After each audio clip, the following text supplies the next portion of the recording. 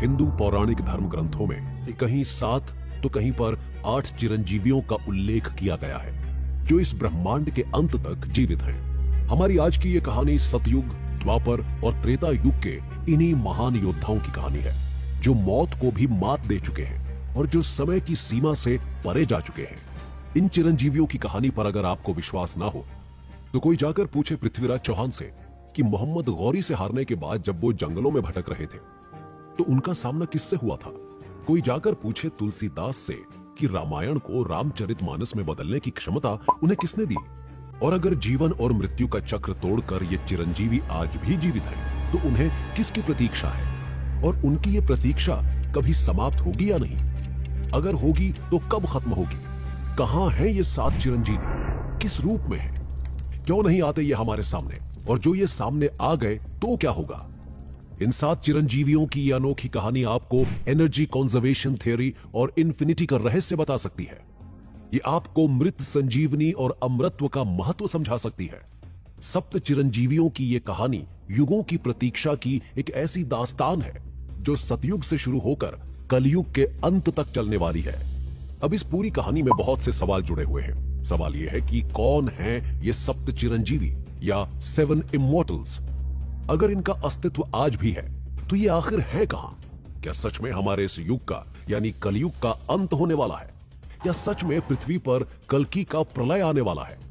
क्या ये ब्रह्मांड एक बार फिर नए सिरे से नए जीवन की शुरुआत करने वाला है।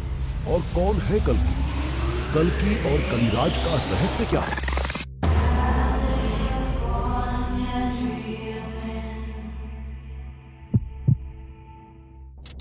शुरुआत करते हैं एक सवाल से।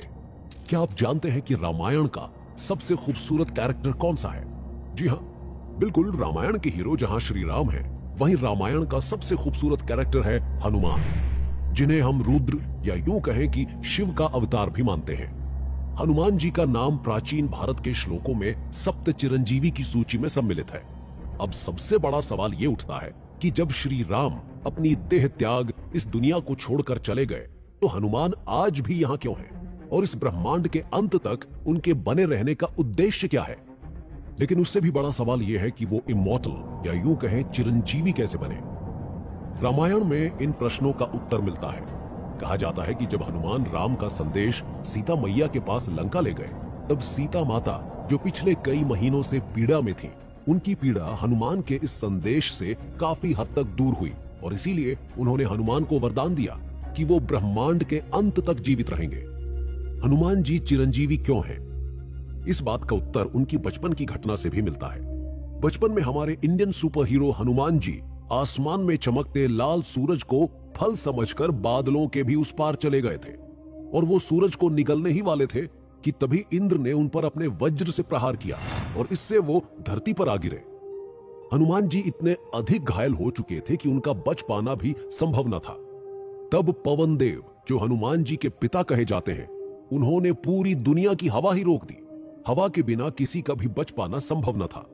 ऐसे में 33 कोटि देवी देवताओं ने न सिर्फ हनुमान को ठीक किया बल्कि उन्हें बहुत सारी शक्ति दी और ब्रह्मांड के अंत तक हमेशा जीवित रहने का वरदान भी दिया। न सिर्फ रामायण की कहानियों में बल्कि रामायण के बाद महाभारत में भी हनुमान जी का उल्लेख मिलता है। हनुमान जी ने रामायण काल के बाद महाभारत में भीम के साथ युद्ध किया था और अर्जुन भी महाभारत के युद्ध से पहले उनसे सहायता मांगने गए थे। तब उन्होंने सीधे तौर पर सहायता करने के बजाय अर्जुन के रथ के ऊपर बैठना सही समझा और इसीलिए अर्जुन को कोई हरा नहीं पाया। कलयुग में महान कवि तुलसीदास जी का कहना था कि उन्हें रामायण की पूरी कथा हनुमान जी ने खुद सुनाई थी और तभी जाकर उन्होंने इतनी सुंदर रामचरितमानस की चौपाइयां और हनुमान चालीसा की रचना की थी। ऐसी पौराणिक मान्यताओं के अनुसार हनुमान चिरंजीवी क्यों है, ये तो आप समझ गए होंगे। अब दूसरा प्रश्न ये है कि अगर वो आज भी जीवित हैं, तो इस समय कहां हैं और वो सामने क्यों नहीं आते। श्रीलंका के लोगों का मानना है कि पिदुरु माउंटेन में एक ट्राइबल कम्युनिटी है जो हनुमान को अपना इष्ट मानती है और वो हर 41 साल में चरण पूजा करते हैं। उनका मानना है कि हर 41 साल में चरण पूजा के समय हनुमान जी वहां आते हैं। उस समय वहां पर एक बहुत बड़ा उत्सव मनाया जाता है। उसके साथ ही यह भी माना जाता है कि रामेश्वर धाम के पास गंधमादन पर्वत में हनुमान जी अपनी तपस्या में लगे हुए हैं। वहीं श्रीमद् भगवद पुराण के अनुसार हनुमान आज भी किम पुरुष में जीवित हैं। किम पुरुष आज के तिब्बत रीजन को कहा जाता है। वहीं कुछ पौराणिक कथाएं ये भी कहती हैं कि जब रावण को मारने के बाद श्री राम अयोध्या से अपनी देह त्याग कर वापस अपने लोक जाना चाहते थे, उस समय हनुमान जी ने पूरी अयोध्या को घेर रखा था। किसी भी रास्ते से श्री राम को ले जाने यमराज नहीं आ पा रहे थे और राम जी अच्छी तरह से जानते थे कि हनुमान के रहते हुए ऐसा संभव नहीं था। इसलिए राम ने एक योजना बनाई। उन्होंने अपनी अंगूठी सरयू नदी में डाल दी और हनुमान से कहा कि वो अंगूठी सीता की आखिरी निशानी है और अब हनुमान जाकर सरयू नदी के अंदर से उस अंगूठी को निकाल कर लाएं। हनुमान जी ने ऐसा ही किया, लेकिन सरयू नदी में उस अंगूठी को ढूंढते ढूंढते वो पहुंच गए पाताल और वहां उनकी भेंट हुई भगवान शिव की गले की शोभा बढ़ाने वाले वासुकी नाग से। वासुकी ने हनुमान से पूछा कि वो यहां क्यों आए हैं, तो हनुमान जी ने उन्हें पूरी कहानी बताई। तब वासुकी ने एक और इशारा किया और कहा, देखो वहां पर श्री राम की अनगिनत अंगूठियां पड़ी हुई हैं। तुम श्री राम जी की किस अंगूठी को लेने आए हो, तुम स्वयं जाकर ढूंढ लो। हनुमान जी जब करीब गए तो उन्होंने देखा कि अंगूठियों से पूरा पहाड़ बना हुआ है और हर अंगूठी दिखने में एक जैसी है। सब पर राम लिखा हुआ था। हनुमान जी की नजरों ने पहचान लिया कि हर एक अंगूठी श्री राम की ही है, लेकिन वो इसका रहस्य न जान पाए। तब वासुकी ने समझाया, ये दुनिया एक नहीं है, ऐसे कई ब्रह्मांड हैं और हर ब्रह्मांड में एक राम है, एक हनुमान है और ऐसी ही एक अंगूठी है। यहां पर हम आपको एक बहुत ही इंटरेस्टिंग फैक्ट बताते हैं। अगर आपको लगता है कि मल्टी यूनिवर्स का कॉन्सेप्ट आपको सबसे पहले मार्वल की मूवी ने समझाया है, तो आप कुछ हद तक गलत हैं, क्योंकि हनुमान जी मल्टी यूनिवर्स के इस कॉन्सेप्ट को बहुत पहले रामायण में ही समझा चुके हैं। हम आपको एक और इंटरेस्टिंग फैक्ट बताते हैं। हनुमान जी जिस वासुकी से बात कर रहे थे, वो वासुकी जो भगवान शिव के गले का हार है, वो भी अपने आप में एक इमॉर्टल है, जो तब तक जीवित रहेगा जब तक शिव है। और शिव के बारे में कहा जाता है कि वो ही ब्रह्मांड की सच्चाई है और हनुमान स्वयं शिव का अवतार कहे जाते हैं। इसलिए अब आप ये समझ चुके होंगे कि हनुमान इमॉर्टल क्यों है। पर सवाल ये उठता है कि उद्देश्य क्या है। हनुमान जी किसकी प्रतीक्षा में रुके हुए हैं, क्योंकि श्री राम तो चले गए। तो हम आपको बता दें कि हनुमान जी को भगवान विष्णु के सबसे आखिरी अवतार कल्कि की प्रतीक्षा है। वो रुके हुए हैं ताकि कल्कि की सहायता से कलयुग के अंत में कली राज का भी अंत कर सके। हम सब ने सुना है और हनुमान चालीसा की चौपाइयां कहती हैं कि हनुमान अष्ट सिद्धि और नव निधियों के दाता हैं। उनके पास 33 कोटि देवी देवताओं की शक्तियां हैं। तो हनुमान जी रुके हुए हैं ताकि वो कल्कि को अष्ट सिद्धि और 9 निधि और उन सभी शक्तियों का ज्ञान दे सकें। हम सबको यह पता है कि वैदिक युग में समाज को 4 अलग अलग वर्ग में बांटा गया था: ब्राह्मण, क्षत्रिय, वैश्य व शूद्र। यहां पर ब्राह्मणों का कर्तव्य होता था कि वो वैदिक रीतियों को आगे बढ़ाएं और क्षत्रियों का कर्तव्य था कि वो धर्म युद्ध के मार्ग पर चलकर अन्याय के विरुद्ध लड़ें। परंतु यहां पर इकलौते ऐसे ऋषि थे जिन्हें ब्रह्म ऋषि तो कहा ही जाता है, साथ ही ब्रह्म क्षत्रिय भी कहा जाता है, और वे थे परशुराम। ऐसा कहने के पीछे 2 कारण हैं। पहला, उनके पिता ऋषि जमदग्नि एक ब्राह्मण थे और उनकी माता रेणुका एक क्षत्रिय थी। वहीं दूसरी ओर परशुराम में 2 तरह के गुण थे। वे हर तरह के वैदिक मंत्रों की जानकारी रखने के साथ साथ अस्त्र शस्त्र और युद्ध नीतियों में भी कुशल थे। बल्कि वो तो एक ऐसे योद्धा थे जिनके सामने कभी कोई टिक नहीं सकता था। परशुराम के बारे में कहा जाता है कि उनकी मां का अपमान और अपने पिता की मृत्यु का बदला लेने के लिए उन्होंने ये प्रतिज्ञा ली थी कि वो 21 बार इस दुनिया को क्षत्रियों से विहीन कर देंगे, यानी क्षत्रियों का पूरी तरह से नाश कर डालेंगे। और ऐसा करते करते भगवान परशुराम भूल गए कि वो ऐसा 21 बार कर चुके हैं। तब हनुमान जी आए और उन्होंने परशुराम को याद दिलाया कि आपकी प्रतिज्ञा पूर्ण हुई, अब उन्हें ऐसा नहीं करना चाहिए।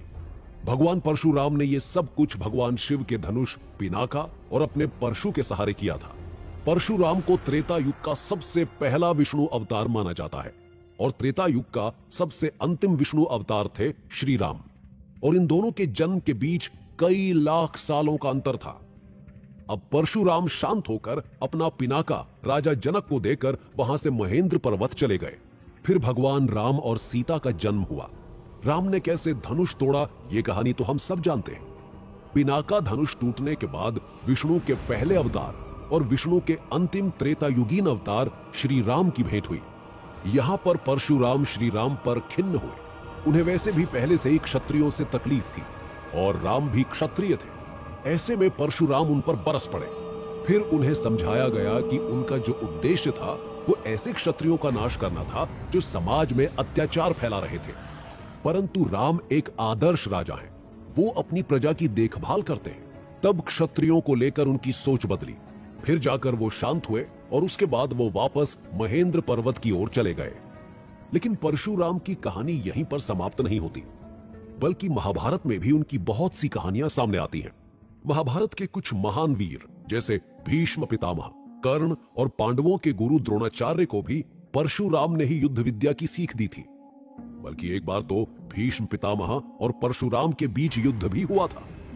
उसके बाद परशुराम का इस दुनिया को छोड़कर चले जाने का उल्लेख कहीं नहीं मिलता, बल्कि महाभारत में भी यह लिखा हुआ है कि वो महेंद्र पर्वत चले गए ताकि अपनी तपस्या पूरी कर सके। अपनी तपस्या में लीन परशुराम आज भी किसी की प्रतीक्षा में रुके हुए हैं। कहा जाता है कि उनके जन्म के दो उद्देश्य थे। पहला, उस समय जो क्षत्रिय अत्याचार कर रहे थे उनका नाश करना, उन्हें सबक सिखाना, और दूसरा, भगवान विष्णु के सबसे अंतिम अवतार कल्कि का युद्ध गुरु बनना। परशुराम के पास भगवान शिव का पिनाका है, तो उनके पास और भी ऐसे अस्त्र शस्त्र हैं जिसकी विद्या उन्होंने भीष्म पितामह और कर्ण को दी थी।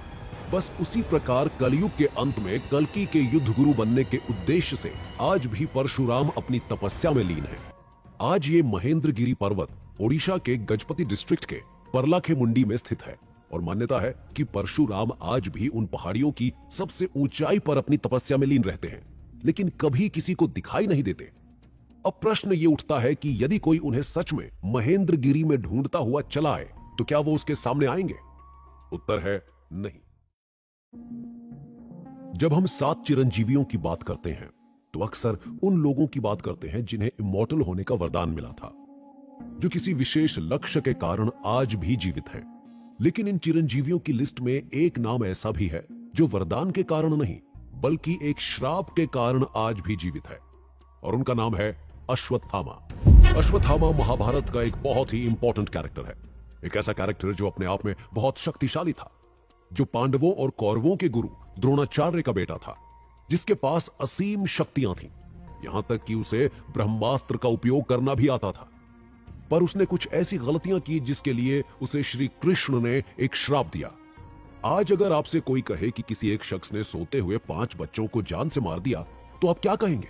आप कहेंगे कि वो कितना निर्दयी होगा, उसमें इंसानियत होगी ही नहीं, क्योंकि कोई भी जीता जागता इंसान ऐसा काम करने से पहले कई बार सोचेगा। खास तौर पर जब बच्चों को मारने की बात आती है तो लोग उनका मासूम चेहरा देखकर ऐसा कर नहीं पाते। कई बार टेररिस्ट भी बच्चों को छोड़ देते हैं। लेकिन अश्वत्थामा की कहानी कुछ ऐसी ही है। अश्वत्थामा ने महाभारत के युद्ध में कौरवों की ओर से लड़ाई की थी।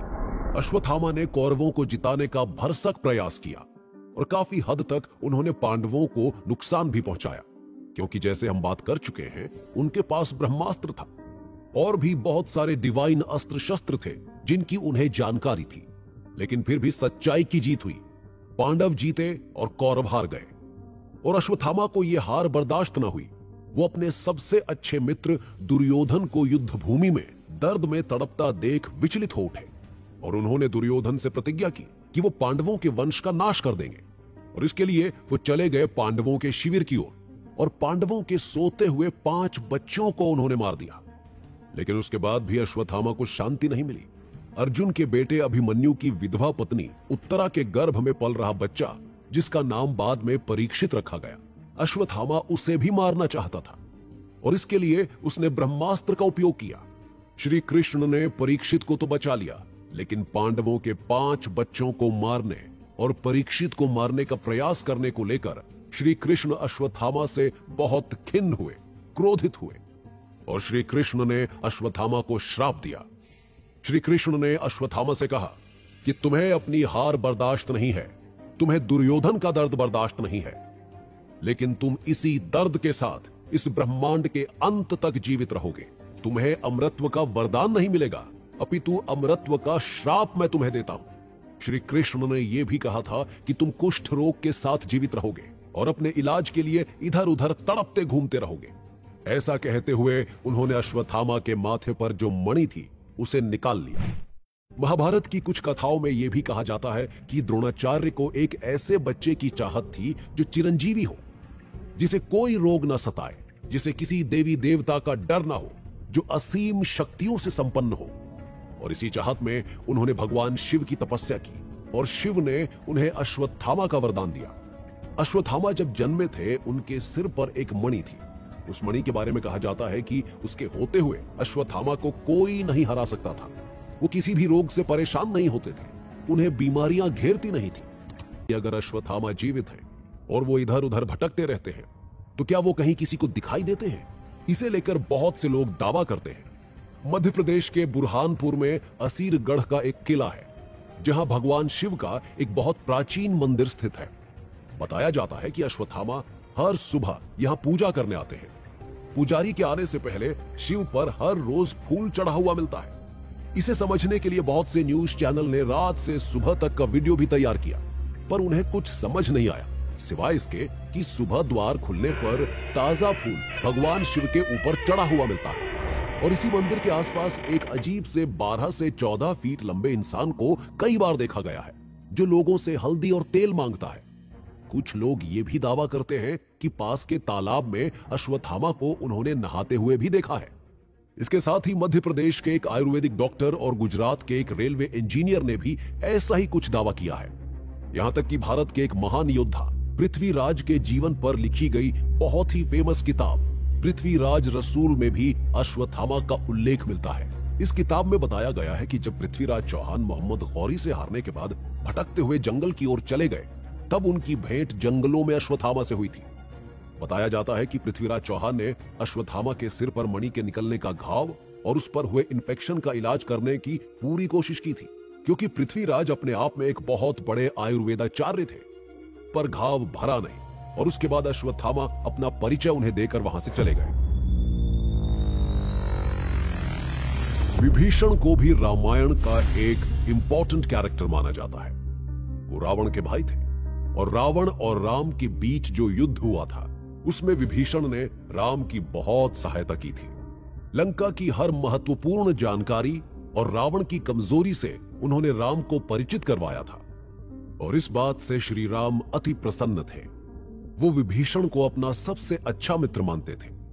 इतनी कहानी तो हम में से हर कोई जानता है और आप ये भी जानते होंगे कि युद्ध में श्री राम के हाथों रावण के मारे जाने के बाद श्री राम ने विभीषण को लंका का राजा बनाया था। विभीषण लंका का राजकाज देख रहे थे, परंतु उन्हें राम के दर्शन की आदत हो गई थी।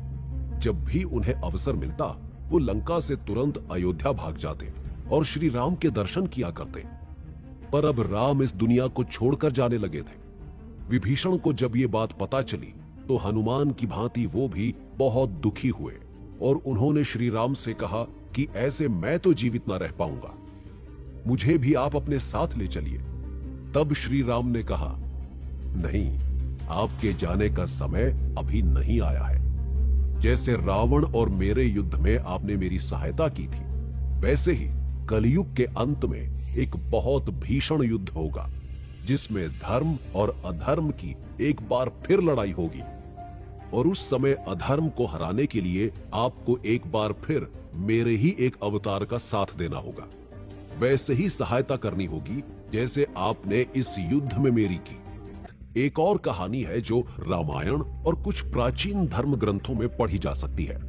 उस कहानी के हिसाब से रावण अपने भाई विभीषण से बहुत खिन्न थे, क्योंकि उन्हें लगता था कि विभीषण ने उनके साथ धोखा किया है और राम को जाकर लंका के बारे में सब कुछ बताया है। रावण की कमजोरी और रावण को हराने में राम की सहायता विभीषण ने ही की है। इस बात से खिन्न होकर रावण ने मरते समय विभीषण को श्राप दिया था कि तुम बिना परिवार के हमेशा ब्रह्मांड के अंत तक इस दुनिया में जीवित रहोगे। कहानियां अलग अलग हैं, परंतु विभीषण के जीने का उद्देश्य एक है और वो कलयुग के अंत तक कल्कि की प्रतीक्षा है और उसी प्रतीक्षा में विभीषण आज भी रुके हुए हैं। विभीषण चिरंजीवी क्यों है, ये तो हमने जान लिया। अब प्रश्न ये उठता है कि बाकियों की तरह वो रहते कहां हैं? तो कहा जाता है कि विभीषण को अगर देखना है तो आप उन्हें हर रोज सुबह जगन्नाथ स्वामी के मंदिर के आसपास देख तो नहीं सकते, पर महसूस अवश्य कर सकते हैं। और विभीषण आज भी लंका में रहते हैं। वो इस प्रतीक्षा में लगे हुए हैं कि कब कल की आए और वो दुनिया के सामने आए।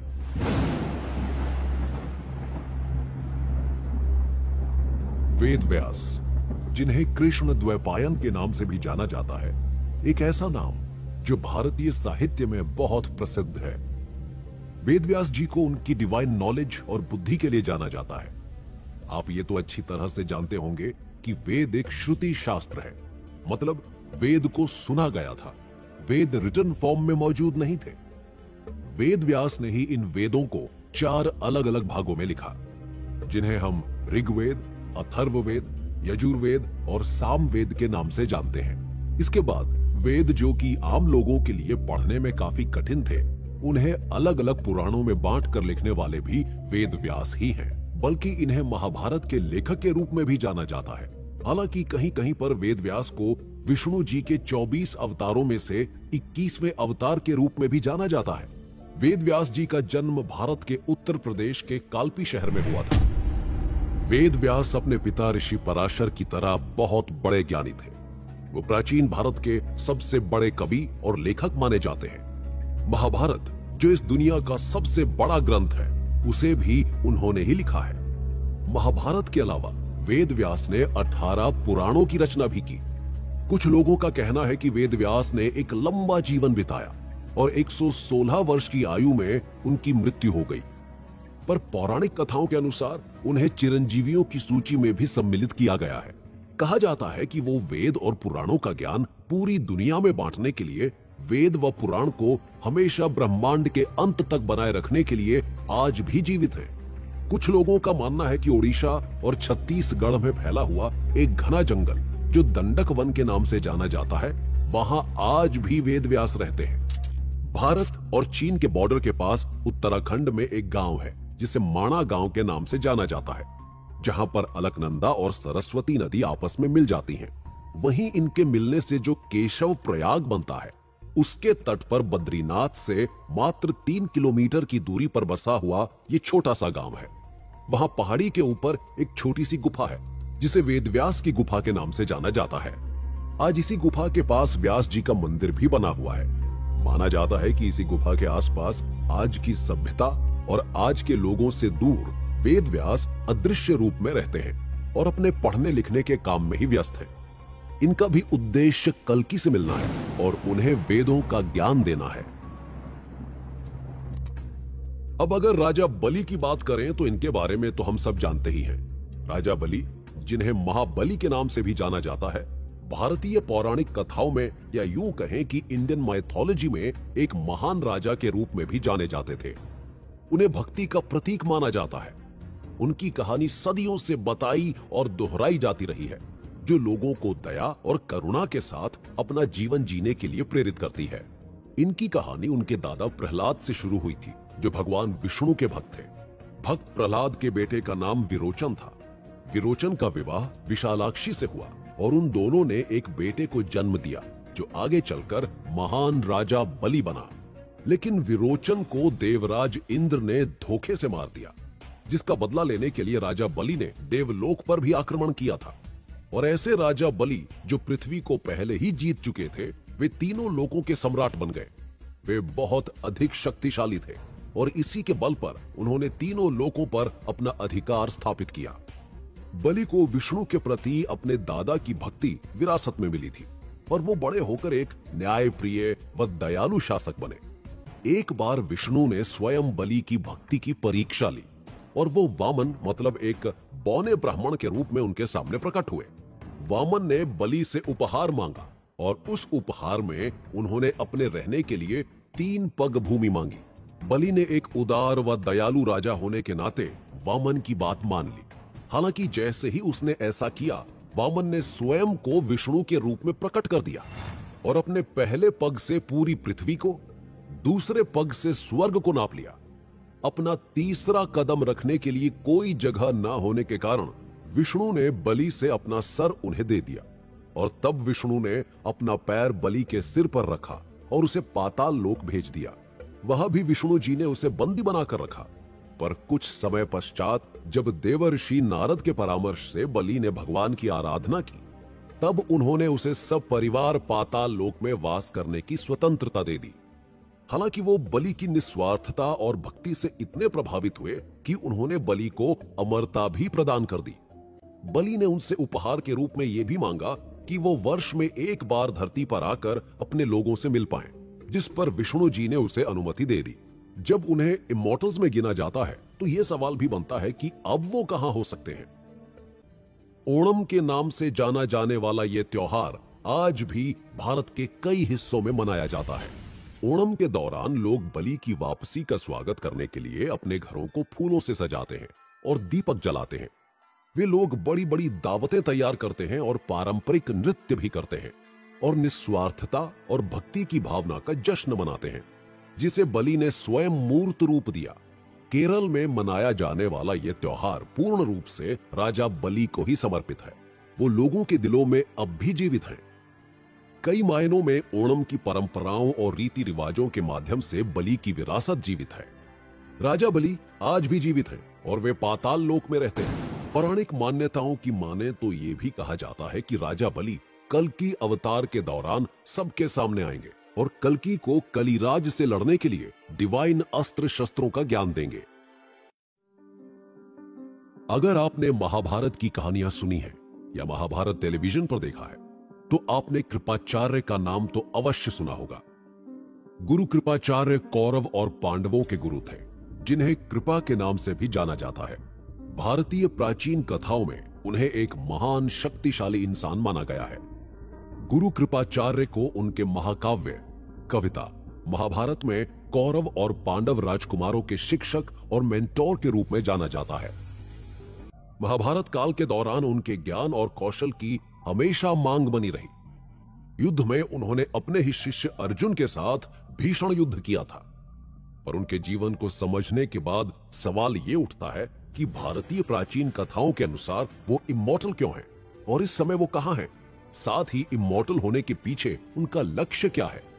कुछ परंपराओं के अनुसार कहा जाता है कि गुरु कृपाचार्य अपनी मृत्यु के बाद स्वर्ग में वास करने लगे थे, जहां अब वो देवताओं के सलाहकार के रूप में काम करते हैं। कुछ धर्म ग्रंथों का मानना है कि वो कौरवों के साथ खड़े अवश्य रहे, परंतु उन्होंने कभी भी पांडवों के साथ अन्याय नहीं किया। उनकी इस भावना को देखते हुए श्री कृष्ण ने उन्हें चिरंजीवी होने का वरदान दिया था। अब वो कहां हैं? इस बात को लेकर ज्यादा जानकारी तो नहीं मिलती, लेकिन कहा जाता है कि सभी चिरंजीवियों के साथ वो भी हिमालय की ही किसी पवित्र पहाड़ी पर अपनी तपस्या में लगे हुए हैं, ताकि जब आवश्यकता हो वो वापस आ सकें। और उनकी भी आवश्यकता कल्कि के काल में ही पड़ने वाली है। हमने अभी अभी 7 इमॉर्टल्स की बात कही। अब यहां पर सबसे बड़ा सवाल यह उठता है कि इमॉर्टल होने का क्या मतलब है? चिरंजीवी होने का क्या मतलब है? या फिर हम यूं कहें कि अमरत्व को प्राप्त करने का क्या अर्थ है? अगर एक लाइन में इसका जवाब दें तो इसका सीधा सा मतलब है कि आप समय को मात देकर युगों तक जीवित रह सकते हैं।